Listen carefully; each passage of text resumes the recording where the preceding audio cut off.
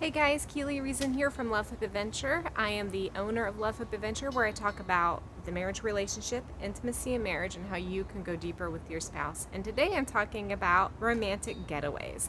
And it sounds way more difficult and complicated than what I'm about to outline for you. But a romantic getaway could be as simple as you sending the kids to a family member's house and setting up your house for your romantic getaway, or booking a hotel in your own city. I understand that with people having kids and things, there's a lot of challenges to doing a getaway, actually going somewhere. But when you get the opportunity to actually fly and go somewhere or drive a distance, I definitely encourage you to do this. It's very, very important to your marriage. So if you're packing for a night away, a weekend away, regardless of how far you're going, here's a couple of things I want to recommend to you. First of all, I want you to choose a place or hotel or situation that's going to be really comfortable for you. So a lot of people love having hotel sex because it's usually in an area where they don't know anyone. They don't have to worry about people who hear them, like judging them later, like, okay, I don't have to worry about my kids hearing me and stuff like that. But make sure you're picking a place that kind of meets all your amenities. Whether you need a place that has free breakfast, transportation to some place, whatever it is, look for a hotel, Airbnb, or whatever that's going to meet those needs. Then you need to plan to have extra time to sleep in and rest. This is so important on a getaway. Make sure you get clear with your spouse ahead of time what rest looks like. I want to sleep in, I want to stay in the hotel. Rest looks like going to the coffee shop to me. Whatever that is, make sure you guys establish that and have time for it.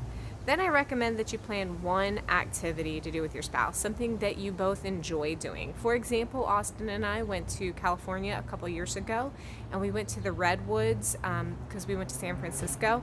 We went to the Redwood Forest. That was such a great time. We actually did a lot while we were there because we were there for like 3 days. So we did do an activity every single day, but if you're only going to go for an overnight stay and you have to be back the next night, I would say do no more than one activity, if you even have time for an activity on a weekend like that. And then plan for time for a lot of sex. Make sure you go into this weekend ahead of time, knowing how many times you plan to have sex with your spouse. The worst thing for you to do is to expect sex the night you get there, the next morning, and before you go home, and your spouse doesn't have that full plan. So try and come up with those plans and expectations ahead of time. This is specifically important for couples that may be on a rocky time. Maybe you're really struggling in your marriage and you're just trying to do this as a way to reconnect with your spouse. Get those expectations out ahead of time. Otherwise, you all both may end up really kind of struggling.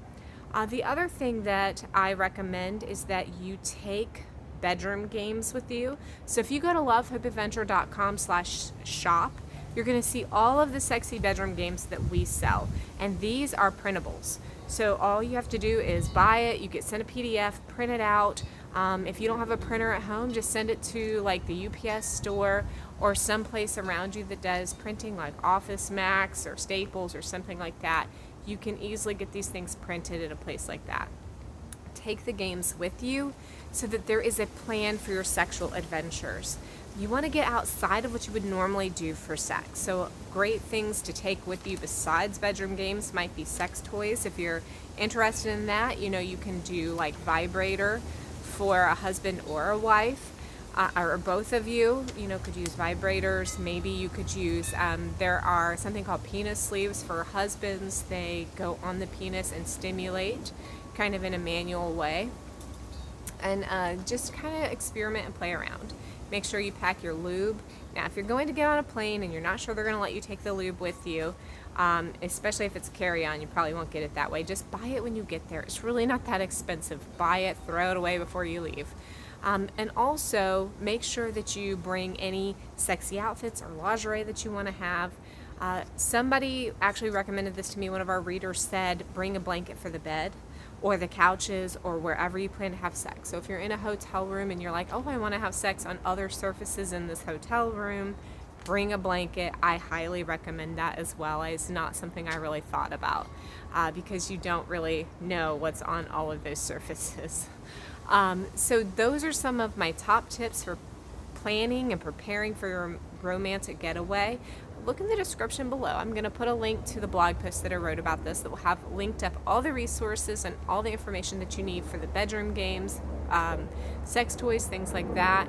And also, subscribe to our newsletter. Go to lovehipadventure.com/newsletter. Sign up there. I'll send you our free Sexy Truth or Dare. This would be perfect for you to get started on your romantic getaway.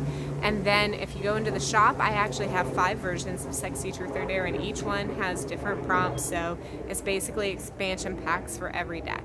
Thanks so much for joining me today, and I look forward to chatting with you soon.